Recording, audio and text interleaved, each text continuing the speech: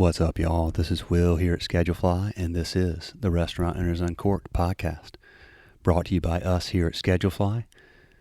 Simple restaurant employee scheduling software, legendary customer service, Schedulefly.com, 30-day free trial. Look, if you're on pencil and paper or Excel, we can make life easier for you and your team, I promise.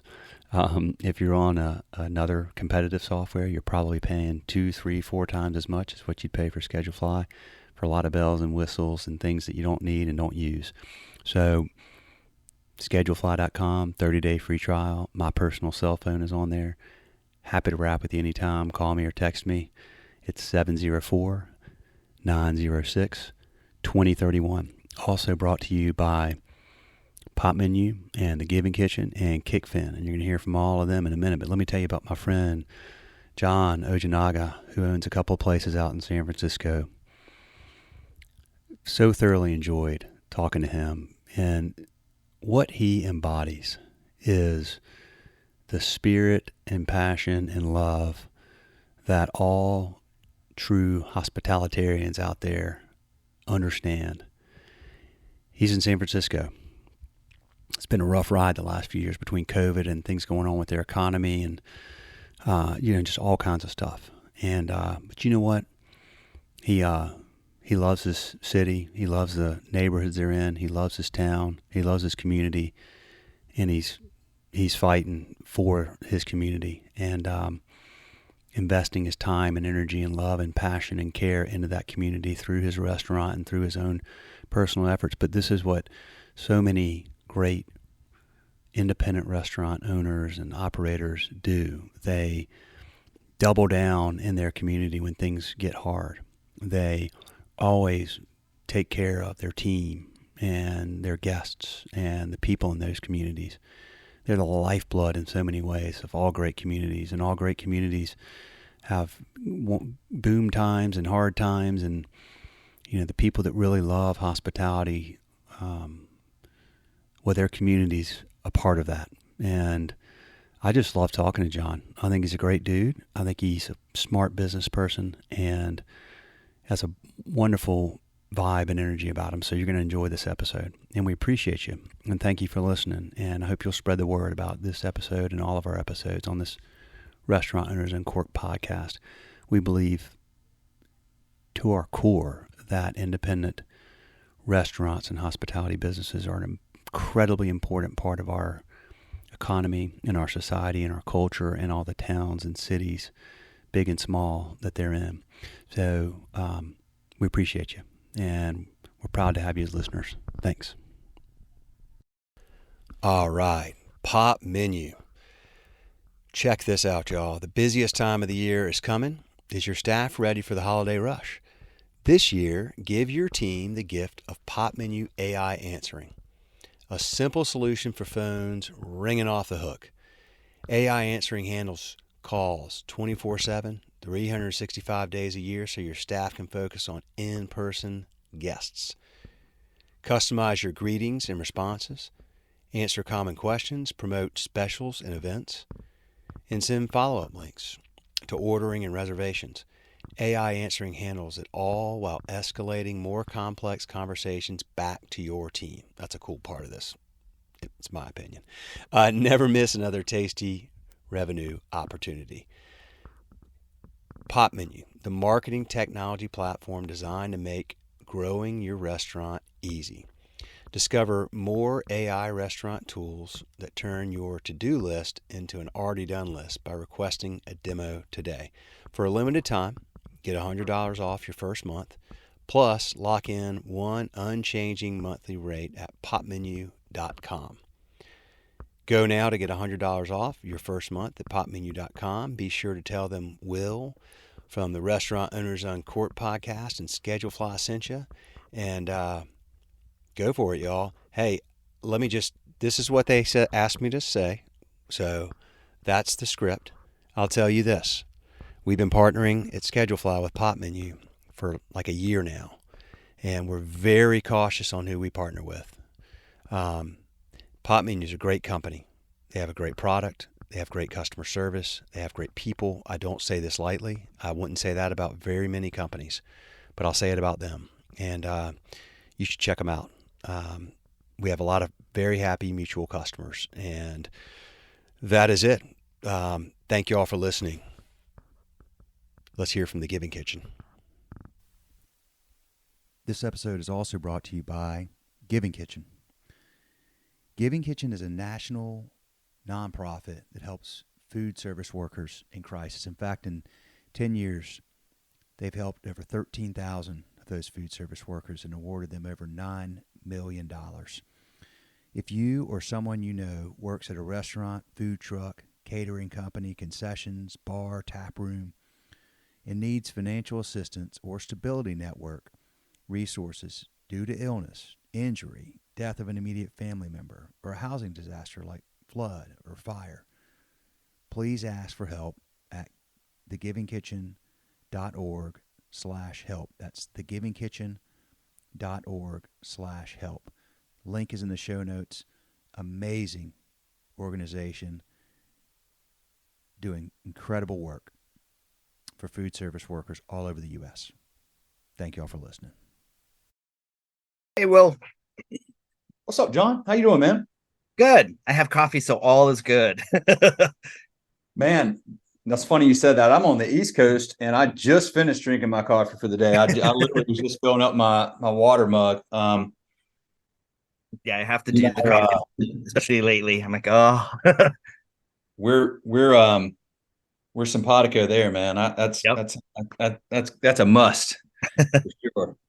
Well, thank you for taking the time to do this today. Yeah, of course. I'm happy that you reached out. Absolutely, man. Well, look, why don't we let's just start. I've got a few things I want to ask you. I printed out some stuff, and I think I emailed you a quote I got. Oh yeah, an article you've been in at some point. So, but just tell me your backstory on how and when you first got started in hospitality.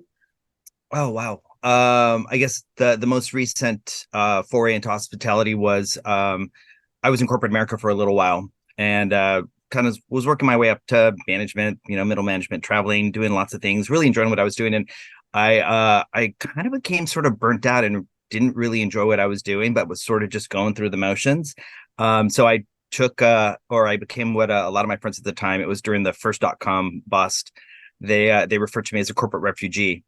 So I just basically up and left one day. I'm like, yeah, I don't want to do this anymore. Like, I can't. So I traveled around, and I hopped in my Jeep, and I went camping, visited family and friends all over kind of the western part of the US. And I was basically kind of trying to find myself and figure out what was going to be the best next step for me. Because unfortunately, I'm not a trust fund kid, and I couldn't retire at the ripe old age of 30. So needed to come back and do something. So when I got back into San Francisco, I figured, well, what was really the thing that I really enjoyed, like, over the last, 15 years or so. And what kept on coming back was working in hospitality. I attended bar a little bit in college, and it was a lot of fun. And I thought, well, I think it's probably going to be a little difficult to kind of break back in. And after knocking on lots of doors, and I had no contacts in that industry, like it was completely different from what I was doing previously. So I was able to get a couple of bar shifts at a little jazz club in Pacific Heights area. And I really just made a connection with the owners. And we are still, actually, I was at one of the restaurants last night, still really dear friends. They're like family. They're like, I go to them all the time just for, for resources and just to bounce ideas off of them, because they're so experienced, and they seriously, I consider them like my older brother and sister. Nice. But yeah, so they were trying to get me to go in and manage one of their locations. And coming out of a management role, I was like, no, I kind of like just bartending. I'm getting my feet wet. I enjoy listening to music, making cocktails for people. And then when it's time to go, it's time to go, and I don't have to worry about anything. So I pushed them off for quite some time, and they finally talked me into running one of their places, or helping run one of their places. And that's when everything clicked. And I'm like, wow, I could totally do this. Like, this is something that would be super fun. And I was having a really great time doing it, and really seeing how a small, mom and pop shop was operating a couple different locations. They eventually downsized to one, and then most recently they still have one. They downsized to one, then they increased, and then they are back down to one again. Um, so then I needed to kind of figure out, well, I have some experience. I have a lot of corporate experience. I have some small business experience, like how a small business operator would, run an independent hospitality business. But I really wanted to get more experience, and I really wanted to figure out how the larger companies would do it. And plus, I needed to save some more money because San Francisco is a little bit spendy. Yeah, right.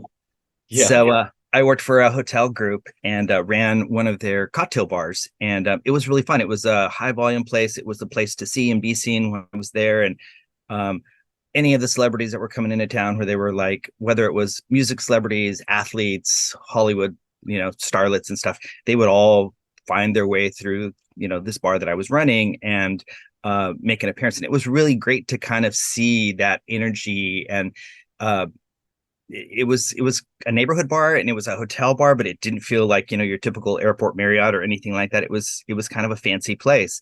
Um, and that's really where I got the whole bigger picture, like how the larger companies run. And um, I was at the time I was like, okay, I'm going to be there for about 2 years, and I'll figure it out, and I'll forge off and do something on my own after that.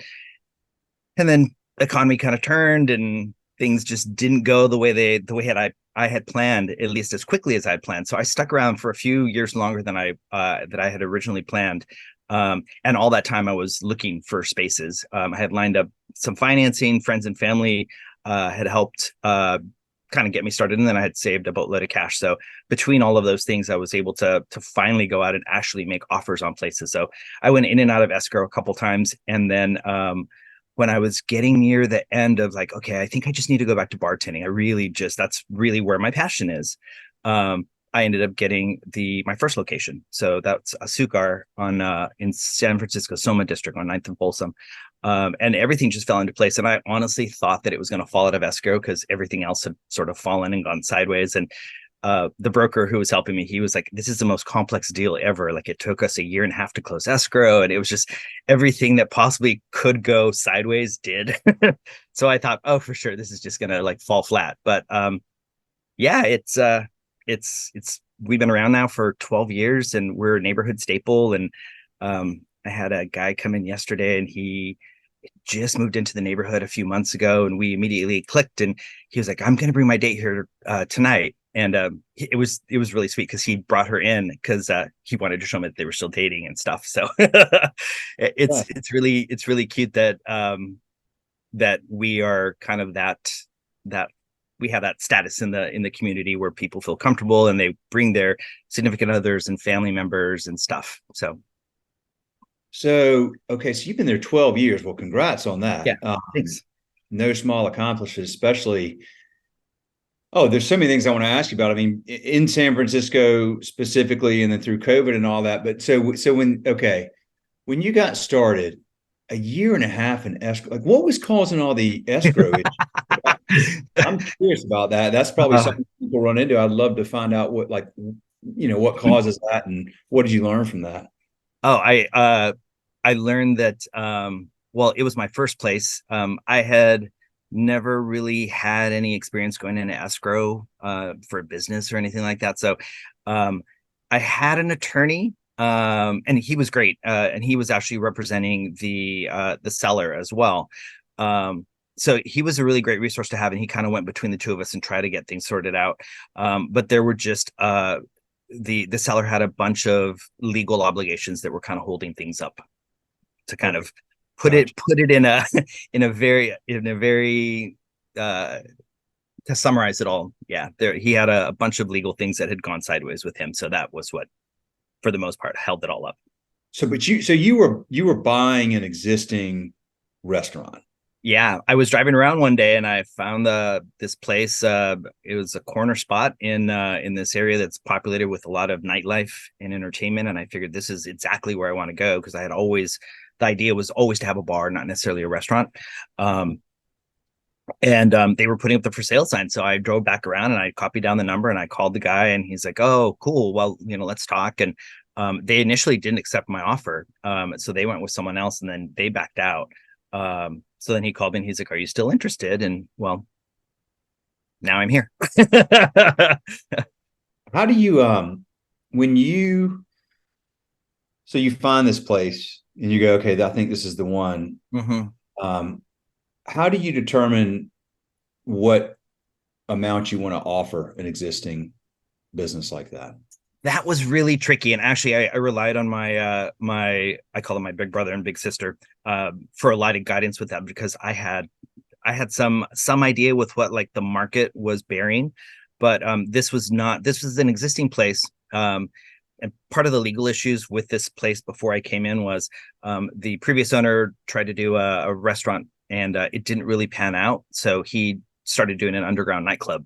So he'd start up at 2 o'clock when booze sales officially stopped, and he would run from 2 to 6, and coming through the side door, pay cash, everything's cash. They would do full bar, and there was just no paper trail of anything. The neighborhood kind of got wind of it, and that's why he was being sort of pushed out. They were going to take his license away and stuff. So how I valued everything is I went and I looked at, okay, if I'm going to buy the same type of license, because licenses in San Francisco are it's basically market value. The state doesn't issue new bar and restaurant liquor licenses anymore, so you have to buy an existing license from someone for the most part. There are a few exceptions that they've kind of carved out, but I'm not even going to get into that. So for this specific one, I basically looked at what other licenses had sold, did kind of a comp analysis. My broker did the same thing. He's like, well, I kind of think it would be around this. And then for the value of the restaurant, there is really no value because it hasn't been open legitimately as a business for 4 years. So there really isn't very much there, but you are getting locked into, like, he had a really great lease. So he's like, you're basically buying the lease. There's really no equipment to buy because they're going to have to, trash everything and redo. There's nothing. It was basically, I was buying the lease is what it was. Lease and the license. Yeah. Okay. Gotcha. Okay. So, and I want to talk about Matterhorn as well. Mm-hmm. But I want to read this quote from you from an article that I thought it was really good. And I have a few questions around that. So it said, the two things I always tell others who are looking to start their own businesses: number one, talk to other entrepreneurs in the same industry. And number two, do your market research to make sure there is a need for your offering. These seem like super basic tips, but you'd be surprised, and I agree with this, you'd be surprised how people approached me through the years thinking it would be a quick and easy side gig to have a bar, restaurant, cafe. I always tell people that you have to be a special kind of crazy to start a food and beverage business in San Francisco. It is a fun business to be a part of, but I oftentimes compare it to a toddler. It always needs something. Brother, that is so well said. Thank you. It is because it happens a lot. And I don't think dude, I've been doing this podcast for like 10 years now. I've done it for 5 years. Oh yeah. We've been doing Schedule Fly for 16 years, and early on, I was like, man, I want to own a restaurant one day. This looks awesome. And then I started doing the podcast. I'm like, I'm not going to own a restaurant. I'm people that own restaurants, because I have a lot of respect for what you do, and I think it takes it does. You say a special kind of crazy. I think it takes a special kind of person who's got a very large and diverse set of skills that you have to kind of be, really good at. And you have to call on those different skill sets on any given day, because as you mentioned, it's like a toddler. It needs something all the time. It kind of never ends. Yes, you can delegate. Yes, you can have good people to help run it. But at the end of the day, the buck stops with you. And there's just so many things that are, really outside of your control, whether it be from a customer that may be in there, or something going on with a staff member, or something going on with equipment, or something going on with the economy. Let's take COVID, for instance, like just getting through that is amazing. So, and then I don't know a lot about the reality on the ground in San Francisco. I know sitting here in Charlotte, North Carolina, I see and hear a lot of like, boy, San Francisco's got all kinds of crazy issues right now. So I'm just curious, how things are going there and what your reality is, because you've had a place that's been there for 12 years. I mean, you read the headlines, you're like, everything's closing, everybody's leaving, all this kind of stuff. And that's there you are 12 years in, and then you got Matterhorn. So that was a lot of stuff I just said, but I just take it wherever you want, man, because Okay. I think you nailed it with so many of those comments. And I'm specifically also very curious to dive into like just what's happening there in San Fran. So I guess I'll touch on the San Francisco, the image that is being projected outside of San Francisco. We get tourists, and we don't get as many tourists as we used to because people are a little frightened. Uh, Typically, I'm probably used to seeing twice the amount of tourists that we normally are getting this time of year from pre upside down time. Um, and the people that are coming in, they're a little bit more, I guess, accepting and expecting to see a big shit show. And honestly, yeah, there are some crazy problems that the city hasn't been able to get a handle on. Is it as bad as the media is portraying it? No, not really. And that's typically the case. Let's see what's going to get the most clicks and the most people to buy our service, and this is what we're going to, this is what we're going to lead with. Has it gotten better or worse since I've been in this neighborhood? This neighborhood specifically has definitely taken a turn for the not so better. And it's not for the lack of things and people in the community trying. There are some really, really strong neighborhood like people-based groups that are doing really great things for the neighborhood. I'm part of the first, I'm on the board of directors for the leather cultural district. It's the first leather gay and leather district in the world. And it's a city sponsored cultural district to kind of preserve the history that used to be here and is still here, just not as much in a big way as it was back in the 60s and 70s. So there are groups like that are kind of city funded and are doing things to keep up the knowledge of the neighborhood, pass on the information that is there to future generations, and kind of save things and mark things so that people know, like, hey, this is a historical place because of X, Y, and Z. There are other really, really great things that are happening as well in the neighborhood, despite all the crazy things that are still out there. There's a neighborhood cleanup that happens at a bar across the street from us. It's a few doors down, and they partnered with a group that the Department of Public Works sponsors, I believe, and they do a cleanup for an hour every Saturday. So you'll find all these people that live and work in the neighborhood, and they will pick up, garbage, and then they'll go and they'll have a cocktail. And we did some stuff for them a few weeks ago where they came in and they had tacos and stuff afterwards. So they had cocktails at the bar, and then they came over and they had food and cocktails with us.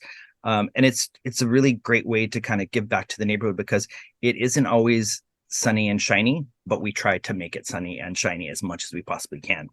Is there a drug problem? Yeah, there is. And it's really, really, really kind of scary. I have, in the entire time that I've been here, I have never seen it as bad as it has been for the last 3 years. And I think that's kind of a combination of kind of the COVID thing happening, the city not really knowing what to do. We are, as a city, very, very, very liberal and very giving and want to help everyone. We throw hundreds of millions of dollars to these groups to try to improve them, and hopefully get them the help that they need so that they can be, a productive member of society, whatever that is. And it doesn't always work. So the city as an entity is trying to still figure that out. They have some hits and they have a lot of misses. Hopefully it's going to get better. Yeah, I don't know. It's my walk. I take the bus down a couple days a week just because I really don't like driving, and it's about a 10-minute walk from where the bus drops me off, and I walk through Civic Center, which is one of the not so desirable areas right now because of the drug use and the homeless problem. There's encampments and stuff. It has gotten better within the last few months, and it's due to some of the changes of policies and direction that I think are finally starting to catch on. So that's that. It isn't that bad. Where I live about 15 minutes away. Neighborhood's beautiful. It's always been great. It's a quiet little residential neighborhood right next to Golden Gate Park, which is the largest park. It's actually even bigger than Central Park, I believe. I live a block away, and it feels like I'm in an entirely different place. It's very residential. Yeah, there are like little cafes and restaurants and stuff like that, stone's throw away, but it's nothing like where Azucar is located. It's very dense, urban, very commercial, very it's just there's a lot more going on down here. All right, y'all. Time for a little mid-episode break to talk about Kickfin. Thousands of restaurants, bars, and breweries use Kickfin to tip out their employees instantly, no cash required.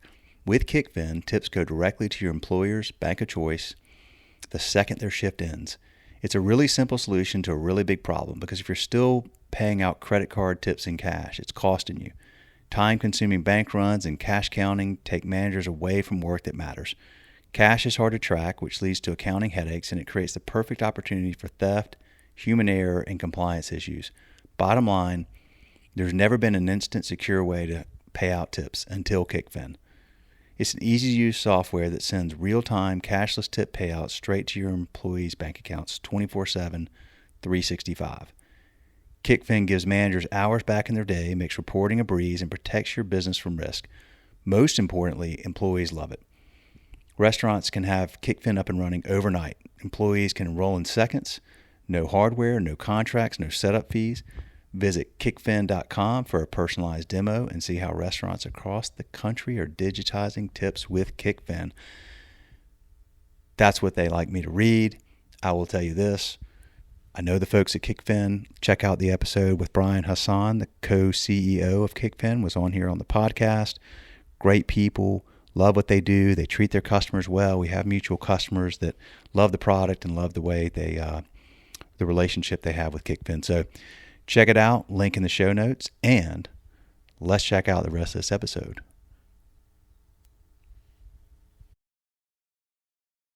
Well, tell me about that. Helps a ton, man. That's good. I mean, tell me about Matterhorn. I love your description of that on your website.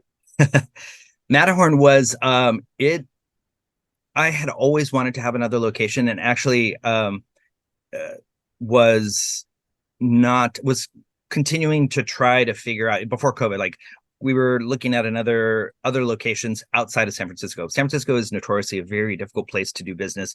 As much as the city tries to help small businesses, I think they do a lot of things that they're well-intended. Well-intentions, but don't necessarily translate that way when it actually, comes to the ground, to people actually doing them. So we were looking at actually outside of the city, and COVID happened, so everything kind of came to a screeching halt. And I was like, okay, cool. Well, we're just gonna, sit tight with this one. We'll figure something out once the dust clears and the sun comes out again, and we'll figure out how to move forward. A friend of mine is the GM at that restaurant, and I called her. I was like, I haven't had fondue in a while. I told my husband, I'm like, let's go out and let's go grab fondue. So I call her. I'm like, hey, are you guys open? Can we get a table? And she's like, oh yeah, come on down. I was just thinking of calling you. I think we're going to be closing. I'm like, oh gosh. So I'm like, why are you closing?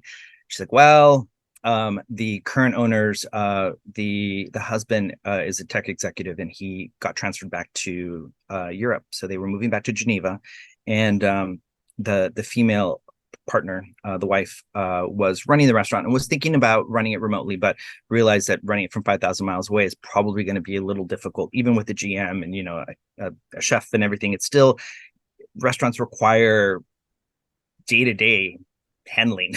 Yeah, they're a toddler. That's right. Yeah. And she's like, yeah, there was just no way. So they had lined up someone to take over, and that deal was not really working out. My friend mentioned, she's like, do you know of anyone? Because I'm really afraid that we're going to close. The current people that they have that are, they haven't started escrow, but they're kind of like checking it out to see if they want to do this.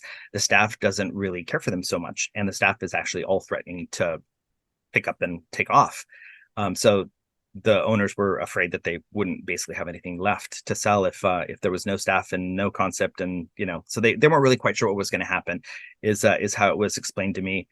So I kind of poked around a little bit, and just I was sitting there, and I was in my head, I'm always calculating, like, okay, well, great, like if this table's spending this much and they have approximately this many people, covers, tables, I extrapolated and I tried to figure out what they were making. I'm like, oh wow, well, that's not so bad. And then estimated from what I pay with utilities and everything, like what that could potentially cost. So I did a really quick cocktail napkin P&L, and I'm like, oh, this actually couldn't be so bad. Like it could be something that could work.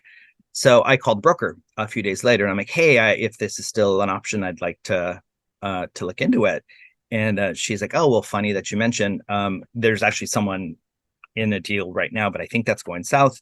Are you open to, hanging out and wait? I'm like, I'm in no hurry to go anywhere. So a few days later, they called me and we started talking, and this went super, super quickly. Like from the initial conversations to closing of escrow, I want to say it was probably 3 months. Super quick, license transferred, escrow closed. We were in the space. The Jason and Natalie, the previous owners, who are super, super sweet. I really wish that I had gotten to know them previous to all of this. Like I knew of them, or I knew of Natalie, but I didn't know her personally. But really a sweet and wonderful lady, and her husband is amazing as well. They moved in the very end of June. So we had just opened escrow, and they were like, well, we have to bounce out. We're moving to Geneva. We have everything there, and he needs to be there for work. So they picked up and they moved. So we worked as consultants for a few months, for a few weeks. And then they had a summer break that they always do every year. So they closed the last 2 weeks of July. And then we officially assumed operating in August, and then escrow closed in like September. Wow. Oh, well, that balanced out the other previous. Oh my God. Yeah, totally did.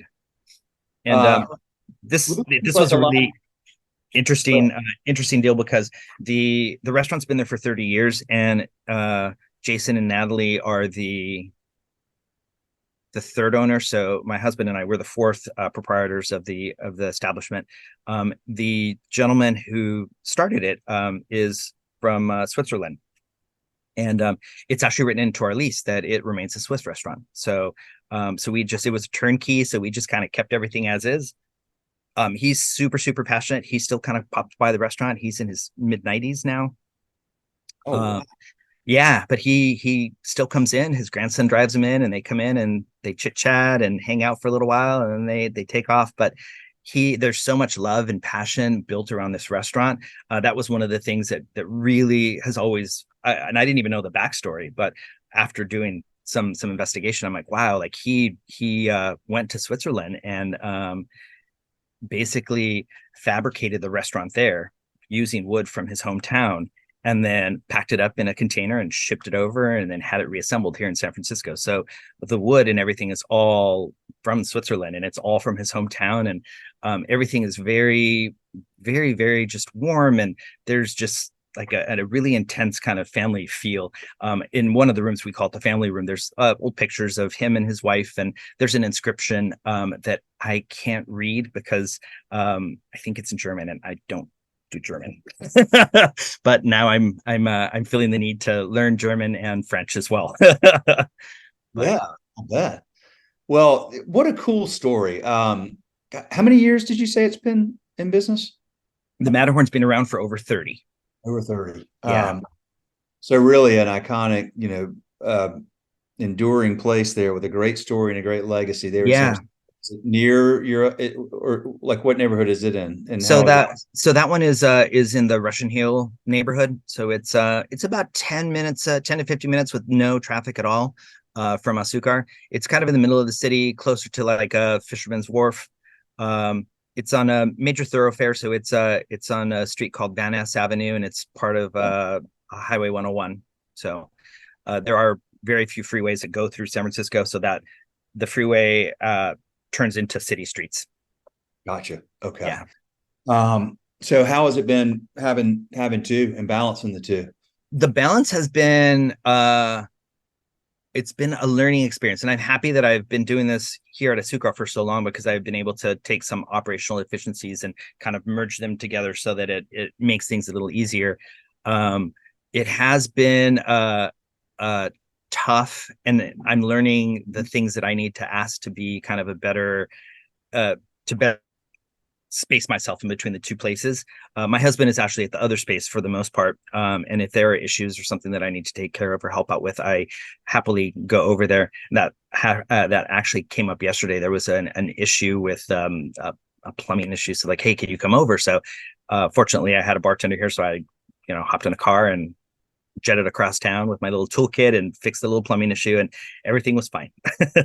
But yeah, it's been nice that I have someone else there, and it's nice. The other venue is a little bit busier, so we actually have a GM, we have a chef, a GM, and then Jose, my husband, is there, kind of helping and overseeing things and kind of learning the business as well, because his experience is a little bit more back of house, so it doesn't have a bunch of front of house experience. So he's kind of learning that part right now. Gotcha. What do you love the most about what you do? I love making the connections with people. And I know that seems kind of cliche, but the story that I think I may have started telling about the guy who brought, yeah, I did. The guy who brought his girlfriend in and was just really excited that they had been together, I guess now for about 2 or 3 months. And I remember him telling me about this girl. He's like, I have this date and I don't know where to go. I'm like, well, bring her here, man. Just seriously, bring her here. He's like, yeah, that's right. It's just down the street from my house. It's perfect place. It's really cozy, blah, blah, blah. So they came in, and I, of course, even when people don't tell us they're on dates, you can kind of tell. We've all been doing this a while, so you can tell if it's a first date, second date, blind date, whatever stage they're on. So when people are on dates, we try to make it as sometimes there's a lot of stress, so we try to minimize the stress for them, make them feel a little bit more relaxed. So we definitely did that with them, and it's just nice to see that they are still continuing and going strong after a few months. And I was telling him the story. He came by yesterday with her, and I mentioned, I'm like, I don't even know if I told you this, but one of the best things about doing this is being able to make connections with people, because when we first opened, we had a couple that came in, and it was like a first date or a blind date, something, but like they sat right there at that table, and a couple, they would come in every month or so, and they would always come in for date night. And we all got to know them, and they ended up getting engaged. And when they got engaged, they came and they told us that they were getting married, and then that they wanted to have their rehearsal dinner. So they wanted to rent out the venue and have the rehearsal dinner there, because it was where they first met, and it's just an important part of their life. When they ended up getting pregnant with their first child, that we were kind of on their route, so they came and they're like, oh, we're expecting, and they were just super happy to like share all that information. So it's really nice. And even though they moved away to Marin County, which is, it's across the Golden Gate Bridge, it's definitely like where they live is like 30-40 minutes away, they would still come out here like once a month or once every couple months, and just to maintain that connection. So that's one of the best parts of doing this. Like there's a lot of craziness, and sometimes there's a lot of stress, but being able to make those connections with people and having that kind of an impact on people's lives, where they will always remember you and you're such an integral part of their story, I think that's amazing. That's the first thing. And of course, just being an active member of the community. Like I'm on the board of directors for this cultural district. We give back to the community. We've always here at Azucar done partnered with local charities. So there are so many nonprofits in the neighborhood that that need help fundraising. So we've done, we partnered with almost all of them that I can think of at some point in time or another, as just a way to give back and support the community. The community supports us, so we need to do our part and support them. Man, I love hearing that.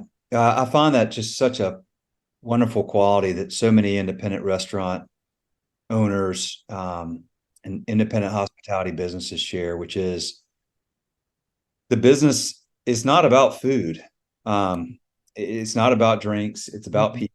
It's about welcoming people into your home, or this is an extension of your home, and making them feel at home, making them feel well, connecting with them, being present with them.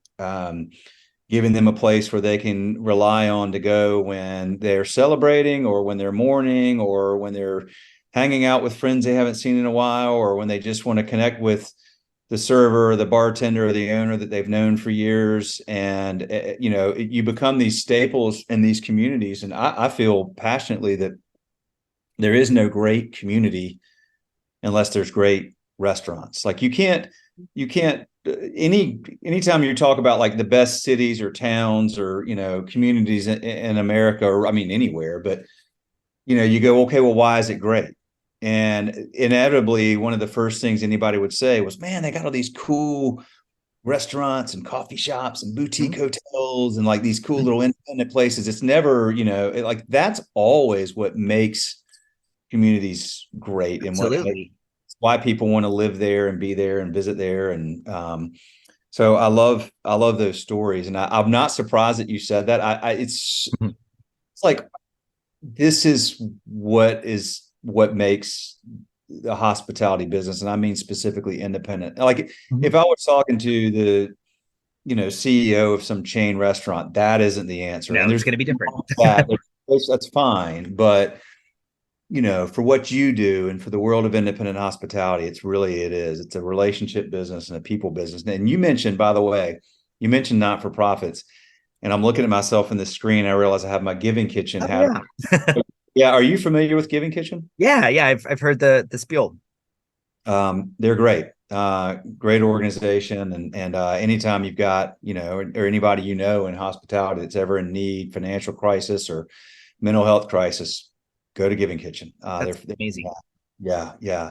Well, okay. So on the flip side of this coin, it's a tough business and it can be stressful. Yeah. What are the things right now? Like, what are some of the biggest challenges y'all are having? Is it labor? Yeah, labor is still expensive. Oh my God. Labor, everything's creeped up in cost. And it's the constant struggle with, do we raise prices? Do we cut portion sizes? How do we make everything work? Yeah. So labor and just costs going up are the toughest. Up until recently, like I had a help wanted sign on the door at Azucar for a couple of years, and we'd get a couple nibbles, but most of the people weren't really experienced. And I'm very all about if someone has the right, the passion and the drive and the desire and the right attitude, you can't necessarily teach those things, but I can teach someone how to be a bartender or how to be a server or how to be a cook. And if someone wants to put forth that effort to learn how to do those things, I'm happy to teach. I can't do that because we're so small. I can't do that with 10 people, but I can do that with one or maybe even two people. So yeah, it's hard turning people away because of the lack of experience. But we've had a decent track record with bringing people in that don't have a whole lot of experience and basically getting them to turn around and be a productive member of the team. Telling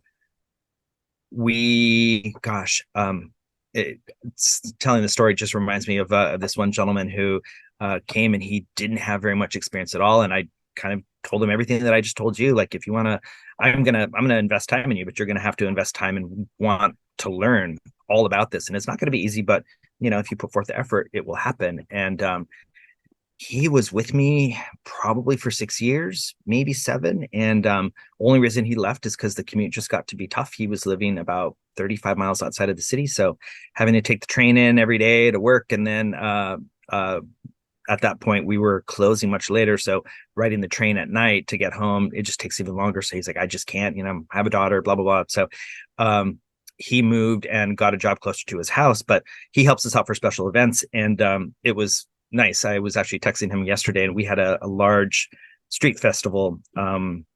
It happens the last Sunday of September, and we typically bring in like an additional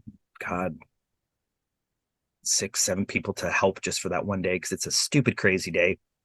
So he came, and it was nice to have familiar faces and just see how much he's grown as an individual and as a professional as well. So but staffing is definitely one of them, to get back to your question. And just in for us in this neighborhood, business still hasn't necessarily rebounded as much as I thought it would. I thought we'd be back to 2019 levels. And with all the vacancies in office buildings, we had a building across the street from us, catty corner from us, and they haven't actually been in the office in a legitimate way for probably, well, 3 years. And they kind of went back to a hybrid model, and then they just vacated the office completely. They haven't been there since May, and they just went belly up. So unfortunately, because we are in such a tech centric district, there are a lot of people working remote still. There are a lot of buildings that are totally vacant. There's for lease signs on so many buildings. We definitely relied on a lot of those businesses for happy hours. Like our happy hour businesses virtually disappeared. There's almost nothing.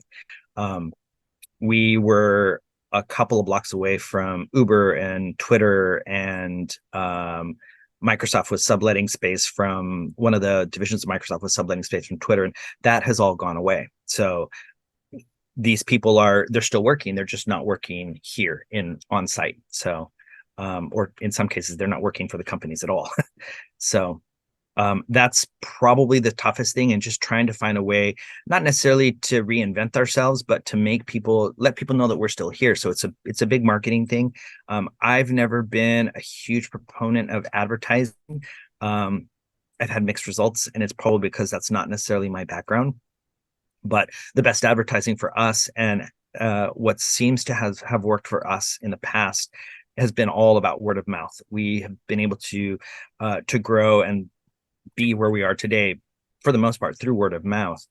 We've landed some big catering clients. We used to before COVID, we were catering for the Golden State Warriors about once a month. So we would go on site, and we would, when they were in Oakland, we would drop food off, and then their in-house staff would basically set everything up, and it would be stuff that we'd prepare especially for them.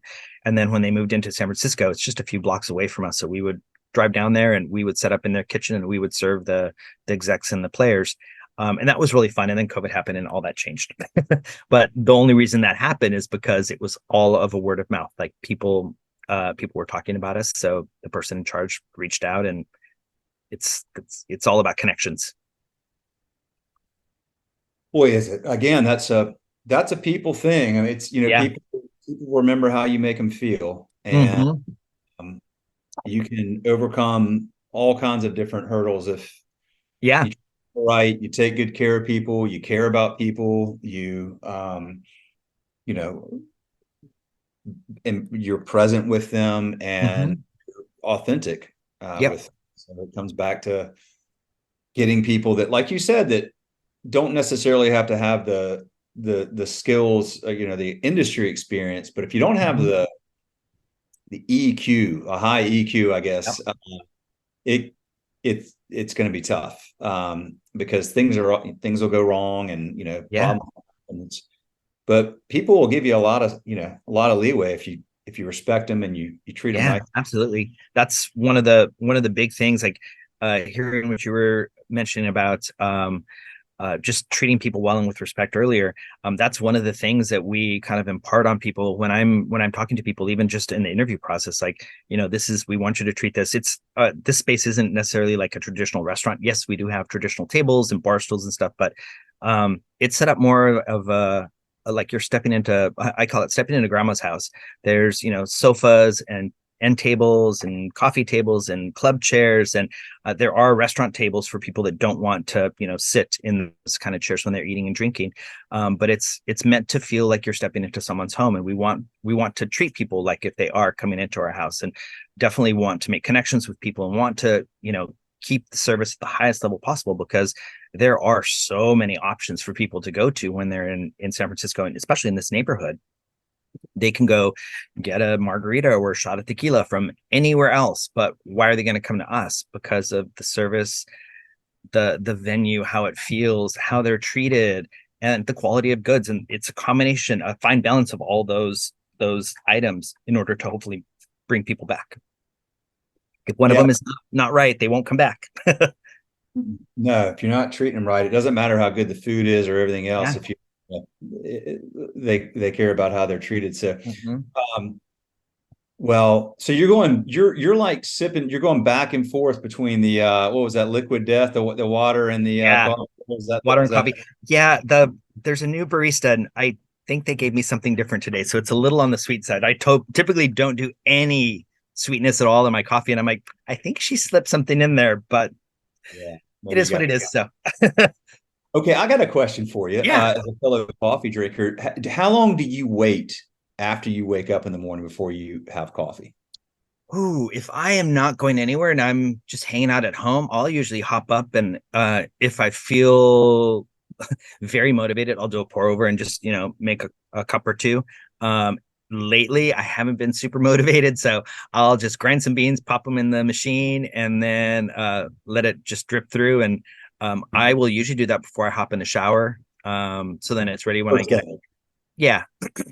My first thing though is a little bit different than most people, just because being a bar and restaurant person, I typically am not up until, well, 9ish is usually 8, 9ish. Although lately with the two spaces, I've been getting up a little bit earlier to try to get a head start on things. But when we just had one space, I would typically be up by 9 and then be into work by 10, 11ish, depending on the day. But my day typically goes much, much later. It does. Well, I was just asking because um, I've always been like, don't even talk to me until I get coffee. And I was listening to this podcast. There's some guy, he's out at Stanford, Andrew Huberman, and he was talking about how you're better to give it about 45 minutes to an hour and a half after you wake up to let your cortisol and everything set in so that you're like basically let your body get used to waking up on its own. And then if you do that, um, you're not going to get the afternoon lull. Like if you wait an hour and then start drinking your coffee, you won't get that mid afternoon.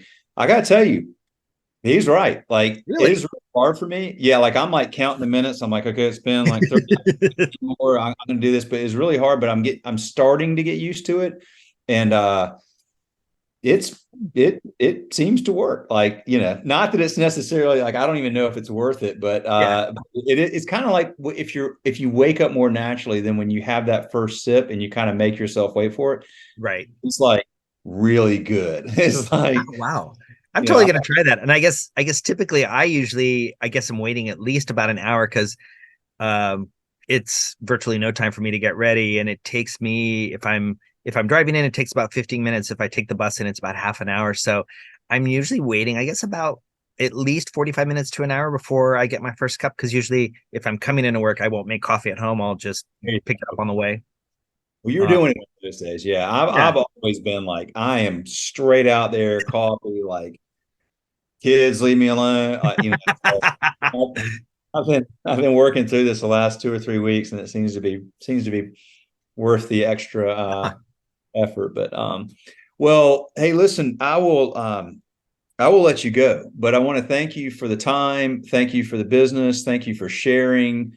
Um, and thank you for what you do, you and your husband do there in your community in San Francisco, and for all of the value that y'all add and the lives that you change, man. Just keep doing what you're doing because it's important and it matters and it's inspiring and I can never have enough of these conversations with folks like y'all. It's really I love these types of stories. So it's personally just rewarding. So I appreciate you very much. Oh, thank you. Thank you so much for having me on. It was really nice just chatting.